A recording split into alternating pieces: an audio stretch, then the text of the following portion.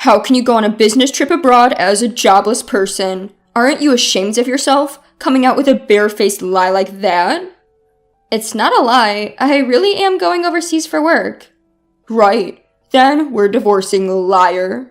With that, he left the room. To him, it seems I, who work from home, might as well be unemployed and lazy. I have a steady income and even contribute to the living expenses, and yet he won't acknowledge that. A few days after I returned from my business trip, I found divorce papers on my desk, already signed. I see. If he can't understand this far, there's no point being a couple, is there?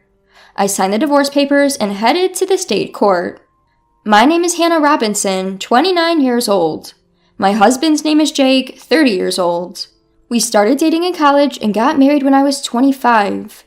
We were more like best friends than lovers, and we always spoke our minds. It might be a good thing, but sometimes things take an unexpected turn. For me, it happened when I discussed my dream with him. My dream is to run an online imported goods store. The opportunity came during my part-time job at a boutique when I was a student. Having always liked foreign designs, I was attracted to the charm beyond my part-time job. After graduating from college, I aimed to open my own store and became a full-time employee at my part-time job. Even as a full-time employee, I could not give up my dream. I really want to have my own shop. Surrounded by my favorite foreign goods, I want to deliver them to my customers. My parents and friends gave me warm words like good luck and you will surely succeed.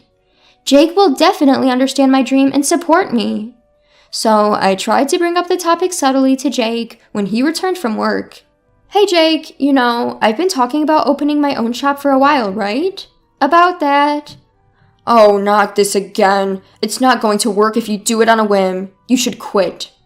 Why would you say that? It's not a whim. It's something I've been thinking about for a long time. Impossible is impossible. Life isn't as sweet as you think it is. There's no need to be so harsh. Why do you always negate everything from the get-go?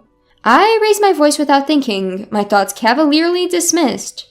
My husband Jake gives me a scornful glance, his voice ice cold. Then tell me, what's your plan if this venture of yours doesn't take off? I don't expect it to be successful right off the bat.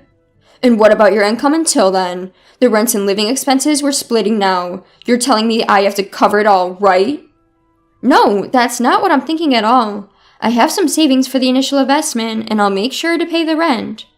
Oh, really? Then do as you please. But if it doesn't work out and you regret it, it's not my problem. Every time I bring up going independent, Jake always becomes irritable. The reason is simple, because my income would become unstable. The import shop I work at is well situated, and we have a wide customer base, so we get many customers. Thanks to that, my income is fairly high, nearly the same as Jake's, who works as an office worker. In fact, it might be a bit higher. That's why I've been covering meals when we go out and paying a little more for the rent. My decrease in income is something Jake simply cannot tolerate. At first, he says things like, "Why rush things?" and "You should take your time and prepare," in a kind tone. Now, however, he has no qualms about breaking my spirit. Even so, I did not give up on owning my own shop. No matter how much Jake opposed, I prioritized fulfilling my dream. As a result, I overcame his opposition, and at the age of 26, I started an online boutique. In the beginning, as Jake had predicted, it was difficult to get things running smoothly. But over the years, I implemented all sorts of strategies. I utilized the nature of the online shop, outsourcing to well-known e-commerce companies, promoting on social media, and doing all I could. Thanks to these efforts, a year after going independent, I was able to secure a steady income. From there, I expanded the customer base and products range, and now the annual sales have reached $300,000. Because Jake was so against it, I never spoke about the sales. I assumed he wouldn't be interested anyway. Of course he never asked. Still, he never fails to remind me about the rent and living expenses. I had always just given him the money he demanded without any fuss, and kept any work-related conversation as non-controversial as possible. But then, one day, something happened. I received this message in the DMs of my online shop. "I'm a regular customer of your shop. I was wondering, in addition to the international knickknacks, could you also sell furniture? Actually, there had been numerous requests for me to add furniture to my offerings. However, unlike selling knickknacks, selling furniture online can be quite difficult. Furniture tends to be more expensive, and factors such as the material are also important. Even though I had worked in an import shop before, there are risks involved in sourcing furniture sight unseen and selling it. So I decided to call my old boss at the import shop to discuss the matter. "Hello, is this the manager? I have something I want to discuss with you." As soon as the manager, Maggie, recognized it was me, she sounded genuinely excited. "Hannah, it's been a while. If there's anything I can do to help, just let me know." "Well, I've had some requests to sell furniture in my online shop." "Furniture? That sounds like a challenge."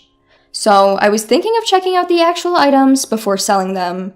How did you source your items, Maggie?" "I see what you're saying. I can definitely help with that." Maggie, who had connections with overseas suppliers from before, offered to contact one of them and arrange for them to provide furniture to my online shop. Thanks to my long-standing relationship with Maggie, the overseas supplier was happy to comply. With Maggie's suggestion, I decided I would travel abroad to source the furniture. However, I couldn't just go abroad without telling my husband. So that night, I broached the subject with him. "Jake, about the week after next, would it be okay if I was away for about a week?" "A week? Why so long?" "Well, you see, I might have to go abroad for work with Maggie from the shop I used to work at." "Huh? Abroad? If you're going to lie, at least make it believable." "What?" My husband pointed at me, his expression one of mockery. "You're going overseas for work? You're practically unemployed. What are you even talking about?" "What? Wait a minute. You know I run an online shop, right? This trip abroad is for sourcing items for the shop." "So you think I'll just believe you if you tell a work-related lie? Are you stupid? Your little amateur shop. There's only so far it can go." "Think what you want, but right now, our sales are decent and our customers are increasing steadily. This time, it was because of a customer's request." "You're too persistent. Anyway, I won't allow you, practically a shut-in, to leave home for a whole week." With a beer in hand, my husband stomped off to the bathroom. A deep sigh unconsciously escaped from my lips. Why can't he try to understand? His reaction is too harsh, just because he doesn't approve of my work. But I can't just go abroad without his permission. I must persuade him at any cost. Although I was hesitant to continue the discussion, I couldn't ignore the issue. The next day, when my husband came back from work, I spoke to him again. "Jake, about yesterday's discussion." "Look, I'm tired. I don't have time to indulge in your lies." "Lies? I'm only speaking the truth." "An unemployed person going on a business trip abroad. You're quite good at lying." "I'm not lying. I really have to go abroad for work." At that moment, as I grabbed his arm to plead with him, he looked down at me as if to mock me. "Oh, really? Then liars get divorced." Divorced? What are you saying?" "You know, I really can't stand liars, especially pointless people like you who are always trying to show off your success." I didn't mean..." "Shut up. You just want to use a lame excuse to go on a vacation abroad. I bet your boss is a man too, right? Divorce, divorce. I'll make sure to demand property division." Saying this, he stormed out of the room. At that moment, a furious rage swelled up within me, making my veins pop. Who does he think he is? He looks down on me just because I work from home. He only wants to feel superior. Enough is enough. If he wants it that way, then I'll do as I please. From then on, I stopped seeking his permission for my actions and decided to go on my business trip abroad. 2 weeks later, as scheduled, I headed overseas with Maggie. We went directly to our UK suppliers where we inspected the furniture and accessories that I would sell in my boutique. Taking advantage of being abroad, I spent the last day sightseeing with Maggie and was able to enjoy some fulfilling days. That said, it wasn't all smooth sailing. My phone was filled with a barrage of messages from my husband Jake. "You didn't really go overseas, did you? Get back here right now. I'll forgive you if you return today. Time's up. We're getting divorced, you worthless woman." His every message filled me with irritation, but I didn't reply. I knew that any response from me would only escalate the situation. When I return, if he's open to it, we'll talk again. With that decision in my heart, I spent a carefree week abroad. The business trip was over, and I bid farewell to Maggie at the airport and set out on my return journey. Facing Jake was awkward, but I steeled myself and opened the front door. "I'm home!" The lights in the house were off, and there was no welcome back. As I headed to the living room, laundry was scattered on the floor, and there was no place to step. Used dishes and instant noodle containers were left as they were in the sink. In the midst of this, I glanced at the desk and saw a piece of paper. What is this? It was a filled-out divorce paper. Beside it was written roughly, "To the cheating, jobless woman. I'm ending things with you who don't even listen. Fill out the divorce papers immediately. If you want forgiveness, come here at my parents' house. Then I'll reconsider." Just reading the note, I could picture Jake's smug face. He probably thinks that if he wrote this, I'd rush to apologize. Of course I had no such intentions. I signed the divorce papers that had been left for me and headed straight to the state court. With no problems, the divorce was accepted smoothly. Next, I went to the real estate agent and requested to cancel my current apartment lease. Actually, the place I'm living now is the apartment I lived in when I was single. Jake moved in when we started living together because it was spacious enough.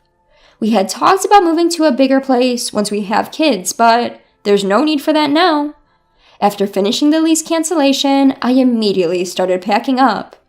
The next day, I sent all my belongings back to my parents' house and scheduled Jake's belongings to be delivered to his parents' house. All the while, he continued to send me messages filled with absurd demands. "Stop being stubborn and come apologize now. You have until the end of the week, you hear?" And so on. Of course, I ignored all of them, and after emptying the apartment, I headed back to my parents' home. A week later, my phone had been ringing non-stop since morning. Even though I ignored it, it just wouldn't stop ringing, so I reluctantly decided to answer. Planning for this call to be the last, I pressed the answer button. "Hello?" He started shouting at me right off the bat. "What the hell do you think you're doing?" Taken aback by his loud voice, I instinctively pulled my phone away from my ear. I decided to record the conversation just in case, and then I spoke again. "What's the big deal? There's nothing left to talk about."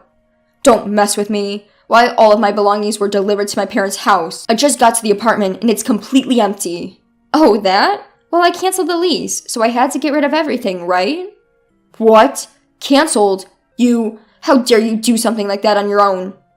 "On my own? The apartment was in my name. I can do whatever I want with it, can't I?"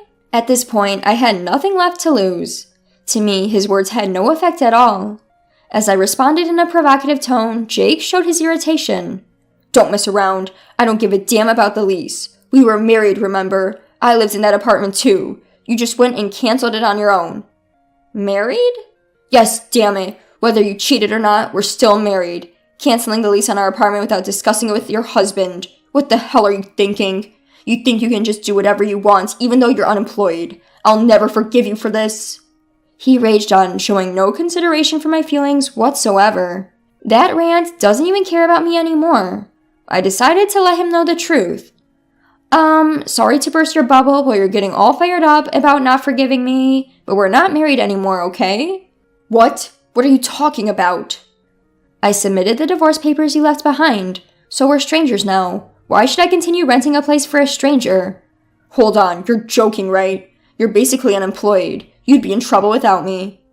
"What? Don't make me laugh. When did I ever say that?" Caught off guard, Jake was at a loss for words over the phone. Seizing the opportunity to vent my pent-up frustration, I blurted out, "You've really looked down on me all this time. I'm not the unemployed or jobless person you think I am. I didn't cheat on you. I was traveling abroad for work to cater to my clients. If you can't believe that, that's fine. But just so you know, I'll never forgive you." Wait a minute. But your online store, it's not like the sales can just increase that." "I've been working my butt off for the past 3 years. You don't know anything and didn't even try to understand, yet you keep making assumptions." 3 years? "Just so you know, I've been making many times more than you. You looked down and belittled me. I don't want a marriage like this. You can live a miserable life on your own for all I care." With that, I hung up the phone, deleted his contact, and cut off all means of communication. It seems that he finally came to his senses and realized that many people are using my online store. He even heard about my success through mutual friends and once came to my parents' house, but I no longer have any intention of meeting or talking to him. Jake made the effort to visit my parents' house, but he was turned away at the door by my dad. Apparently, his own parents found out about his behavior towards me and kicked him out. Now, I heard he's renting an apartment near his workplace and just shuffling between home and work alone. As for me, I decided to live with my parents for a while. Thanks to my job, I can work from anywhere, which is a blessing. My parents' house is quite old, so I'm thinking of starting renovations soon. I'm sure my online store will continue to grow. Without having to worry about anyone else, I'm free to travel abroad whenever I need to. I may have a divorce on my record, but I don't regret prioritizing my dreams. I plan to keep working hard and return the favor to the people who have supported me.